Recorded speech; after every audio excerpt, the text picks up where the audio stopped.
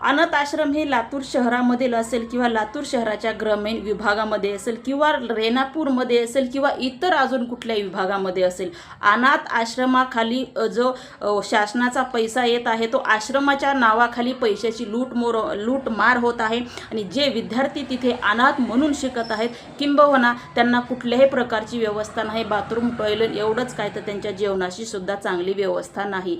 कमीत कमी एका मुलाचं वरून डोनेशन दर महिन्याला 2200 आणि जास्तीत जास्त 3000 ते 5000 येते। मग वरून येणारा पैसा नेमका हा जातो कुठं? अमित भैया, तुम्ही जसं लातूरचा सर्वे करत आहात, लातूरचे जनतेची विचारपूस करत आहात, तसंच एकदा तुमचं एक पाऊल या अनाथ लेकरांकडे वळू द्या आणि जे अनाथ आश्रम आहेत या आश्रमाला तुम्ही भेट द्या आणि ज्या आश्रमामध्ये जे आश्रम चालत आहे त्या पक्षाचे काही कार्यकर्ते हे आश्रम चालवतात किंबहुना त्यांच्याच आश्रमाची ही सगळ्यात मोठी हेळसांड होत आहे। म्हणून लातूर शहरातील जिल्हाधिकारी साहेब यांना सुद्धा माझी विनंती आहे की जे आश्रम आहेत त्यांची तात्काळ चौकशी करण्यात यावी की वरून येणारा सगळा पैसा नेमका जातोय कुठं? अमित भैया, तुम्ही एकदा सर्वे करा आणि या चिमुकल्यावर जी हेळसांड होत आहे, त्यांच्या नावाखाली जो पैशाची लूटमार होत आहे ती लूटमार तात्काळ थांबवा, अन्यथा हे अनाथ आश्रम कायमचे सील करा।